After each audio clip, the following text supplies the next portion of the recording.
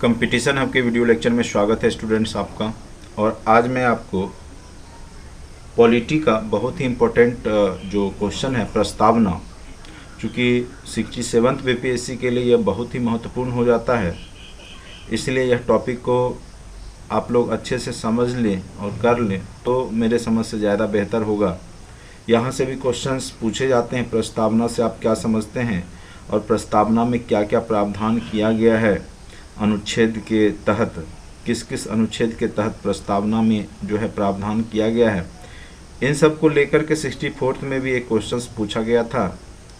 इसीलिए प्रस्तावना को अच्छे से आप पहले समझ लें, फिर जो क्वेश्चंस पूछे गए प्रीवियस ईयर के उसके प्रकृति को समझते हुए आप लोग स्वयं आंसर राइटिंग करें और प्रयास करें कि बेहतर लिखें और जो क्वेश्चन का आयाम है, जो क्वेश्चन कह रहा है उसके हिसाब से आंसर राइटिंग करें। अभी जो मैं आपको जो भी क्लास ले रहा हूँ वो मैं सारा कुछ बता रहा हूँ, आपको पूरे चैप्टर का पूरा सार बता रहा हूँ। उसमें से कुछ पोर्शन ही क्वेश्चंस में लिखे जाते हैं या जो क्वेश्चन के आयाम होते हैं उसके हिसाब से आपको लिखना पड़ता है, ठीक है। ये नहीं कि अब प्रस्तावना अगर हम पढ़ के गए, अब क्वेश्चन आ गया प्रस्तावना से रिलेटेड तो पूरा प्रस्तावना ही लिख दें या पूरा कॉन्सेप्ट लिख दें, नहीं। जो स्टूडेंट्स, चूँकि वहाँ पे आपके पास टाइम लिमिट रहता है 18 मिनट में, आपको 18 से 20 मिनट में आपको करना होता है, तो उसके हिसाब से आपको लिखना पड़ेगा यहाँ पर। इसलिए 18 मिनट में आप कितना लिख पाते हैं ये सबसे बड़ी मायने रखता है। पढ़ के बहुत लोग जाते हैं लेकिन लिख पाना वहाँ पे उस कम समय में सभी आयाम को लिखना ये सबसे महत्वपूर्ण होता है। बहुत लोग पीडीएफ के लिए बोल रहे हैं, तो पीडीएफ अगर चाहिए तो स्टूडेंट्स उसके लिए मैं आपको लिंक दे रखा हूँ, डिस्क्रिप्शन बॉक्स में लिंक दिया गया है और वह आप परचेज कर सकते हैं स्टूडेंट्स। क्योंकि इसमें आपको पढ़ाने में, वीडियो बनाने में जो एक मेहनत लगती है तो उसके बहुत ही मिनिमम कॉस्ट, मात्र जो है 1500 में आपको सारे वीडियो लेक्चर्स और नोट्स दिए जाएंगे पीडीएफ्स, तो आप इसको परचेज कर सकते हैं।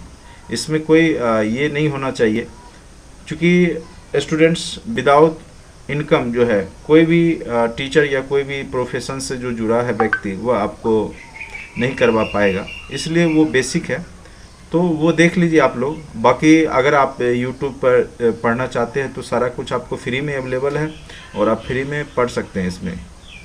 तो आज का जो टॉपिक है, चलिए शुरुआत करते हैं। संविधान की प्रस्तावना। प्रस्तावना क्या है वो सबसे पहले हम समझेंगे। तो संविधान सभा में जब प्रस्तावना की बात हुई थी, आपको जब पढ़ते होंगे आप लोग प्री में भी संविधान सभा के गठन, और जब उसमें प्रथम अधिवेशन हुआ था जैसे 9 दिसंबर को, जिसमें सच्चिदानंद सिन्हा को बनाया गया था, फिर 11 दिसंबर को डॉक्टर राजेंद्र प्रसाद को अस्थायी सदस्य बनाया गया और फिर 13 दिसंबर को पंडित जवाहरलाल नेहरू ने प्रस्तावना या उद्देशिका है यह प्रस्ताव पारित किया था। तो उद्देश्य का मतलब उद्देश्य क्या होता है, किसी भी चीज़ का एक प्रॉपर उद्देश्य होता है, तो उसी प्रकार से संविधान का भी एक उद्देश्य है।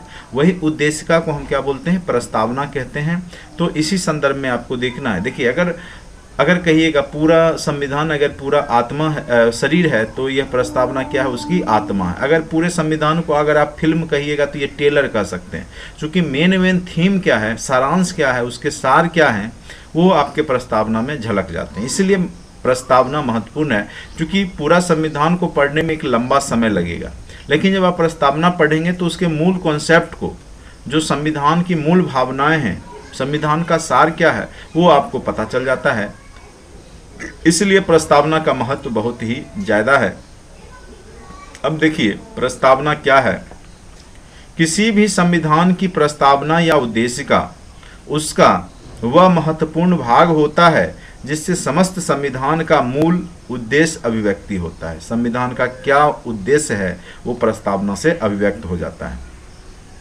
भारतीय संविधान की प्रस्तावना अत्यंत ही सारगर्भित, क्या है, सारगर्भित है, संक्षिप्त है, स्पष्ट है, सटीक है और सुंदर शब्दों का चयन करके लिखा गया है। यानी कह सकते हैं कि यह एक सारगर्भित, संक्षिप्त, स्पष्ट और सटीक और सुंदर शब्दों में लिखा गया भारतीय प्रस्तावना है। इसलिए प्रस्तावना को संविधान की क्या कहा गया है, आत्मा का भी दर्जा दिया गया है। प्रस्तावना क्या है, संविधान की आत्मा है। चूंकि इसमें सारे पूरे जो संविधान हैं उसका सार है, उसके निष्कर्ष हैं। इसमें समस्त संविधान के उद्देश्य के साथ साथ इसके स्रोत कहाँ से लिया गया है, इसके स्रोत क्या हैं, राज्य का क्या स्वरूप है, लक्षित समूह कौन से हैं, लागू होने की तिथि कब की है, संविधान कब लागू किया गया, ये सब की भी जानकारी आपको प्रस्तावना से ही मिल जाती है। अब देखिए प्रस्तावना के बारे में पंडित जवाहरलाल नेहरू का क्या कहना है वो देखिए। जवाहरलाल नेहरू जो भारत के प्रथम पंडित जवाहरलाल नेहरू जो भारत के प्रथम प्रधानमंत्री थे, उनके शब्दों में भारतीय संविधान की प्रस्तावना में विश्व की दो महान क्रांतियों के आदर्श शामिल हैं। दो महान क्रांति कौन कौन सी? तो एक सबसे पहले फ्रांसीसी क्रांति, आपने पढ़ा होगा समानता, स्वतंत्रता और बंधुत्व फ्रांसीसी क्रांति का नारा है। तो आप प्रस्तावना में भी देखिएगा इन शब्दों का जिक्र किया गया है, समानता, स्वतंत्रता और बंधुत्व का। उसी प्रकार से रूसी क्रांति, रूसी क्रांति में आर्थिक न्याय, सामाजिक और राजनीतिक न्याय की चर्चा की गई है। सामाजिक, आर्थिक, राजनीतिक न्याय को लेकर के यह संघर्ष हुआ था। इसलिए इसके भी जो निष्कर्ष हैं, जो इस दो क्रांति का जो सार है, आदर्श हैं, उसको भी भारतीय संविधान में शामिल किया गया है। और यही बात पंडित नेहरू बोलते हैं कि प्रस्तावना में विश्व की दो महान क्रांतियों का क्या है, समावेश है। तो ये सब लाइन लिखेंगे तो आपका प्रस्तावना का आंसर राइटिंग बेहतरीन होगा। भारतीय संविधान की प्रस्तावना संविधान सभा ने नेहरू द्वारा प्रस्तुत उद्देश्य प्रस्ताव पर आधारित है। तो सबसे पहले हमने बताया ही 13 दिसंबर को, ठीक है, 13 दिसंबर 1946 को भारतीय संविधान की प्रस्तावना संविधान सभा ने नेहरू द्वारा प्रस्तुत उद्देश्य प्रस्ताव पर आधारित है।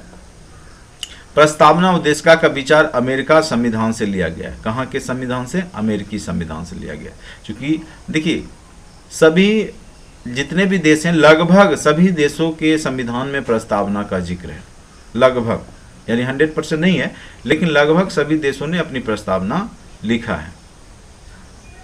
भारत का जो संविधान है उसकी प्रस्तावना का विचार अमेरिका के संविधान से लिया गया, जबकि जो भाषा जो हम प्रयोग किए हम भारत के लोग, भारत को एक संपूर्ण, वह ऑस्ट्रेलिया से मिलता है। किससे मिलता है?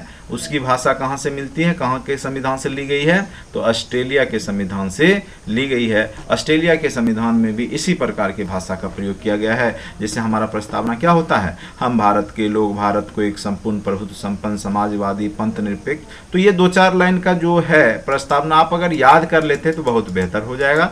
1-2 बार लिख लीजिए, बेहतरीन। अगर याद हो जाता है तो आपके लिए प्रस्तावना लिखना बहुत आसान हो जाएगा, क्योंकि उसी का आपको क्या करना है, एक्सप्लेन करना है।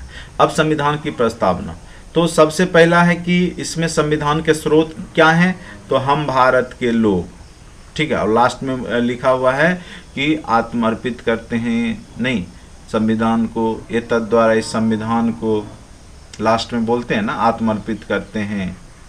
अंगीकृत, अधिनियमित और आत्मर्पित जो शब्द आया है, अंगीकृत करना मतलब होता है स्वीकार करना, ठीक है, उसको लागू करना। अंगीकृत स्वीकार करना, अंगीकृत अधिनियमित मतलब लागू करना, और आत्मर्पित यानी अपने ऊपर भी लागू करना। जो लोग बोल रहे हैं, जो बना रहे हैं, वो खुद के भी ऊपर लागू कर रहे हैं। तो यही भारतीय संविधान का स्रोत है। हम भारत के लोग यानी सभी भारत की जनता ही भारतीय संविधान को बनाई है, और लागू भी है, सब पे लागू है। और अंगीकृत, अधिनियमित और आत्मर्पित, ये जो शब्द आया है, अंगीकृत मतलब स्वीकार करना, लागू करना, और खुद के ऊपर भी, ये शब्द हैं। तो संविधान के स्रोत हैं ये सब। उसके बाद राज्य का स्वरूप कैसा होगा आपके देश में, यह प्रस्तावना में दिख जाता है।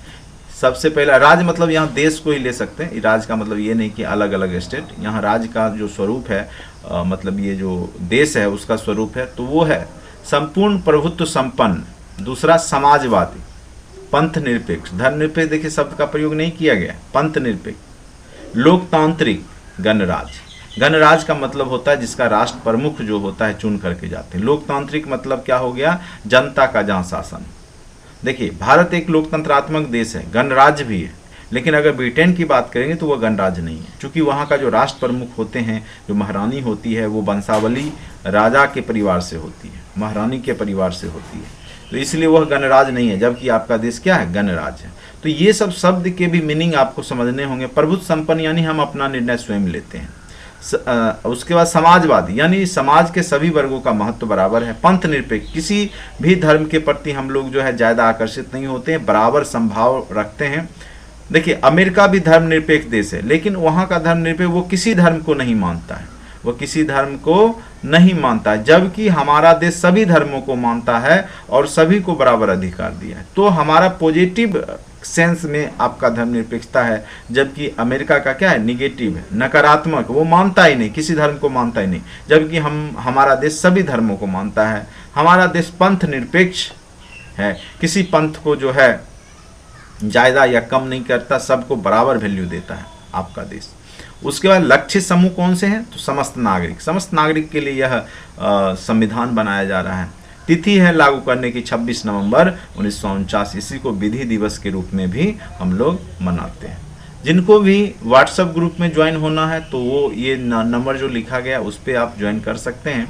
लेकिन स्टूडेंट्स मैं यही कहूँगा कि अगर आप थोड़ा सा एक्सपेंड करते हैं और बहुत ही मिनिमम कॉस्ट है तो आपके सारे नोट्स आपके अकाउंट में जाते रहेंगे, तो आपको पढ़ने में आसानी होगी।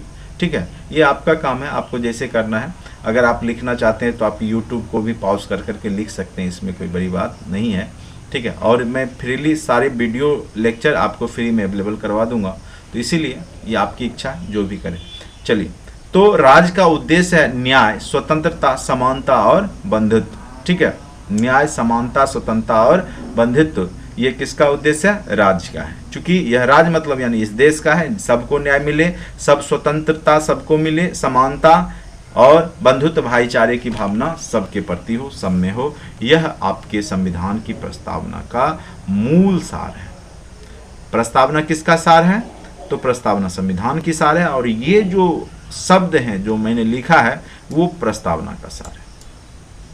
अब देखिए शब्द और उसी के बारे में एक्सप्लेन कर देना। हम भारत के लोग का मतलब क्या हो गया, भारतीय संविधान का प्राधिकार का स्रोत जनता है, अर्थात संविधान भारतीय जनता द्वारा निर्मित है। संपूर्ण प्रभुत्व संपन्न, भारत अपने आंतरिक एवं बाह्य मामले में निर्णय हेतु संपूर्ण प्रभुत्व संपन्न है या स्वतंत्र है, अपना निर्णय स्वयं लेती है। समाजवाद, 1976 के 42वें संविधान संशोधन में आपका समाजवाद शब्द का जोड़ा गया था, लेकिन हमारा समाजवाद मार्क्सवादी समाजवाद नहीं है, वर्ग संघर्ष की बात नहीं करता। हमारा समाजवाद क्या करता है, लोकतांत्रिक समाजवाद। एक मार्क्सवादी समाजवाद है कम्युनिस्ट, लेकिन वो क्या करता है, वर्ग संघर्ष की बात करता है, जबकि हमारा जो समाजवाद है गांधीवादी समाजवाद है और वह वर्ग समन्वय की बात करता है। तो ये लाइन को लिख देंगे। पंथ निरपेक्ष है, 42वें संविधान संशोधन अधिनियम द्वारा जोड़ा गया। पाश्चात्य की धर्मनिरपेक्षता और हमारी धर्मनिरपेक्षता में हमने आपको पहले ही बता दिया कि अंतर है, उस लाइन को भी आप एक्सप्लेन कर देंगे। ठीक है, अब आइए लोकतंत्रात्मक। लोकतंत्र में क्या होगा, जनता के जो शासन होता है, इसमें शासन की सर्वोच्चता जनता में निहित होगी। प्रतिनिधि मूलक लोकतंत्र की व्यवस्था होगी, यानी जनता के द्वारा चुने गए प्रतिनिधि का शासन होगा। गणराज यानी जो राष्ट्र का प्रमुख होगा, राष्ट्रपति जो होते हैं आपके देश में, ठीक है, तो वो जनता के द्वारा चुने जाते हैं, तो इसीलिए यह गणराज्य है। न्याय, भारत में संविधान में 3 प्रकार के न्याय की बात की गई है। एक है सामाजिक, आर्थिक और राजनीतिक न्याय। तो सामाजिक न्याय में आप देखते होंगे अनुच्छेद 15 समानता से रिलेटेड है, 17 जो है अस्पृश्यता का अंत है, 39 काम के अधिकार से रिलेटेड है। ठीक है, सेम वर्क समान काम समान वेतन से रिलेटेड है। तो ये सब जो है ये सामाजिक जो धर्म और जाति लिंग के आधार पर जो भेदभाव की नहीं बात की गई है, वो सामाजिक न्याय की बात यहाँ पे होती है। तो ये सब आप अनुच्छेद चर्चा कर सकते हैं।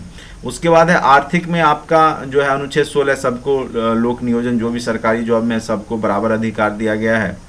ठीक है, राज्य आर्थिक विषमता को समाप्ति करेगा और सबको बराबर अधिकार देता है, और जो पिछड़े वर्ग हैं उसको इसी के तहत आरक्षण की भी व्यवस्था की गई है। जिस प्रकार से विकलांग लोगों को चलने के लिए हम लोग बैसाखी का प्रबंध करते हैं, उसी प्रकार से संविधान ने उन गरीब जो दलित लोग हैं जो बहुत वर्षों से शोषित हुए हैं, उनके लिए उस बैसाखी यानी उस बैसाखी रूपी कह सकते हैं आरक्षण की बात किया है। तो अनुच्छेद 16, अनुच्छेद 39 ये सब आर्थिक नियोजन से संबंधित है, आर्थिक विषमता को समाप्त करने से जुड़ा हुआ है। राजनीतिक न्याय, सबको बराबर राजनीतिक अधिकार दिए गए हैं। सार्वभौमिक वयस्क मताधिकार, सबके लिए सेम मताधिकार का प्रयोग किया गया है, चाहे गरीब से गरीब हो, चाहे राजा से राजा व्यक्ति हो, सबके वोट की कीमत बराबर दी गई है। तो ये राजनीतिक अधिकार के तहत है, राजनीतिक न्याय के तहत है। स्वतंत्रता, आपको पता ही होगा, अनुच्छेद 19, 20, 25, 28 में आपको स्वतंत्रता से रिलेटेड है। धार्मिक स्वतंत्रता अनुच्छेद 25 में दी गई है। 19 आपको प्रेस की स्वतंत्रता है, वाक की आज़ादी है, आप बोल सकते हैं कुछ भी, किसी का विरोध कर सकते हैं। तो ये सब आपके संविधान में दिया गया है। समता, बिना भेदभाव समान अवसर दिया जाता है सबको, अनुच्छेद 14 से 18 से लेकर के क्या है, समानता से रिलेटेड है। बंधुत्व, राष्ट्रीय एकता एवं अंतर्राष्ट्रीय भाईचारा, जैसे वसुधैव कुटुंबकम की अवधारणा है, यानी खुद जियो और जीने दो की नारा है आपके देश का। बंधुत्व की भावना है, पूरे विश्व को एक परिवार माना है। हमारे जो थिंकर हैं, हमारे दार्शनिक हैं, चाहे स्वामी विवेकानंद हो, चाहे रविन्द्रनाथ टैगोर हो, ये सब बोलते हैं पूरा विश्व ही क्या है, परिवार है। और परिवार के तहत हमें जो है बंधुत्व की भावना देश के अंदर तो रखनी ही चाहिए, बाकी अंतर्राष्ट्रीय स्तर पर भी रखनी चाहिए। ठीक है, तो अनुच्छेद 52 के तहत इस तरह की विचारधारा रखी गई है। तो इन शब्दों को अगर आप एक्सप्लेन कर देंगे तो आपकी प्रस्तावना के शब्द एक्सप्लेन हो जाएंगे और बेहतर आंसर आपका हो जाएगा। प्रस्तावना का महत्व क्या है? भारतीय संविधान को समझने की दृष्टि से विशिष्ट स्थान है इसका। इस बात का ज्ञान कि किसके द्वारा बना, किसके लिए बना, कब अंगीकार किया, ये आपके प्रस्तावना से पता चल जाता है। इसका महत्व ये हो गया। तो भारतीय संविधान को समझने की दृष्टि से प्रस्तावना महत्वपूर्ण है और भारतीय राज्य व्यवस्था के विभिन्न आदर्श और जो दर्शन है, उद्देश्य हैं, उसका पता चल जाता है। अब देखिए, प्रस्तावना से संबंधित बहुत सारे वाद विवाद हुए। जैसे 1950 में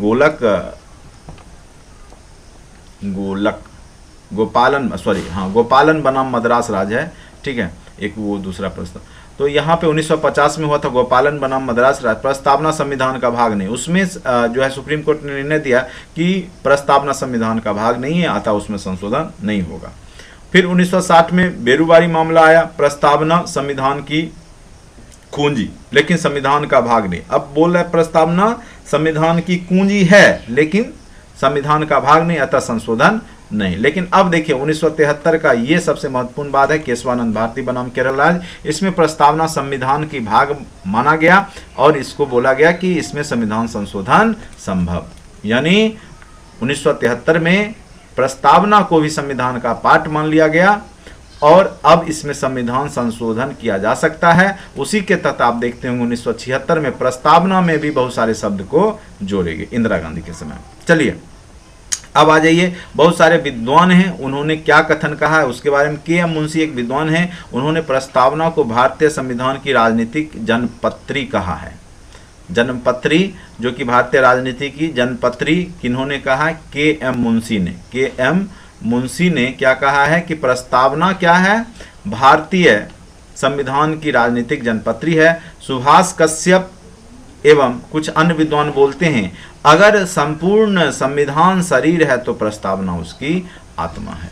तो इस प्रकार से आप देख पा रहे होंगे कि सारा प्रस्तावना के जो पॉइंट्स हैं आपको क्लियर कर दिए गए हैं। कुछ अनुच्छेद जो भी है उससे रिलेटेड आप लोग नोट्स बना लीजिए। 64th के क्वेश्चंस को देखिए कि किस टाइप के क्वेश्चंस पूछे गए हैं और उसको बनाने का प्रयास कीजिए।